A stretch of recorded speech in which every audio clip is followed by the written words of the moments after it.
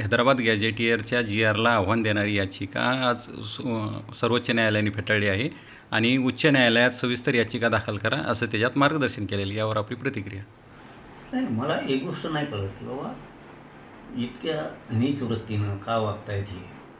मराठा समाजाच्या लेकरांना शत्रू समजायचं, मराठा समाजाच्या लेकरांचं वाटोळं व्हावं, त्यांना आरक्षण मिळू नये, इतक्या नीच वृत्तीनं का वागतायत हे समजायला तयार नाही.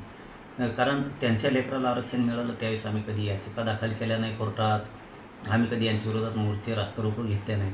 इतकी नीच वृत्ती का? शेवटी मी मागेही सांगितलं होतं की सरकार ज्यावेळेस सामान्य गोरगरीब जनतेला आधार देत नाही त्यावेळेस शेवटचा आधार मान्य न्यायदेवता न्यायालय असतं. ते सगळ्यांना न्याय देतं कारण तिथं हिशोब बरोबर होतो सगळा. तसं न्यायदेवतेवरती आमचा विश्वास आहे. मराठ्यांना 100% आरक्षण मिळणार, त्याच्यात कसलंही दुमत नाही. तुम्हाला हळूहळू करून मराठवाड्यातले सगळे मराठी 2-4 महिन्यात, 6 महिन्यात, वर्षाच्या आत सगळे मराठी आरक्षणात गेलेले हैदराबादच्या गॅजेटनुसारच दिसतील. त्यामुळं मराठा समाजानं ही संभ्रम निर्माण करून घ्यायची गरज नाही. यांना कितीही पळू द्या, कोर्टात पळू द्या, कुठेही पळू द्या, न्याय मराठ्यांकडूनच होणार, सत्याकडूनच होणार. आणि आपलं सत्य 100-150 वर्षापूर्वीच आपल्या नोंदी. फक्त एकच बाजू आहे, मराठ्यांनी कायम एकजूट राहिलं पाहिजे. आणि सरकारलाही माझं सांगणं आहे की बाबा मान्य न्यायदेवता न्याय देत आहे, सगळं करत आहे, आम्हालाही गोरगरिबांना न्याय देण्याच्या भूमिकेत न्याय देवत आहे. परंतु सरकारने का स्टॉप केलं आहे सगळं मला हे कळत नाही.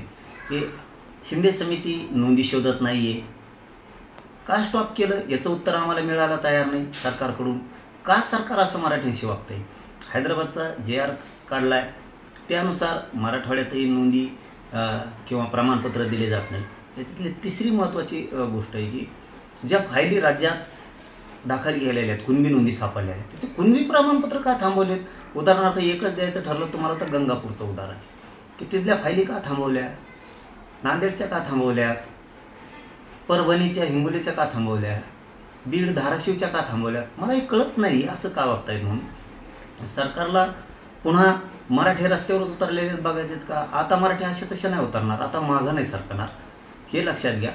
आमचं म्हणणं आहे शिंदे समितीला नोंदी शोधायला लावा, प्रमाणपत्र द्या.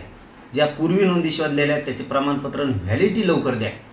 आणि हैदराबादच्या गॅजेटियरच्या JRनुसार फडणवीस साहेबांनी तातडीनं प्रमाणपत्र मराठवाड्यातल्या सगळ्या मराठ्यांना, हैदराबादच्या गॅजेटियरच्या नोंदीच्या आधारे मराठवाड्यातला सगळा मराठा कुणबी आहे यांना कुणबी प्रमाणपत्र सरसकट सगळ्यांना मराठवाड्यातल्यांना देण्यात यावं. आणि सातारा संस्थांचं गॅजेटियर, कोल्हापूरचं गॅजेटियर, पुण्याचं गॅजेटियर आणि औंध संस्थांचं गॅजेटियरचा JR येत्या मंगळवारी उद्या तुम्ही काढा.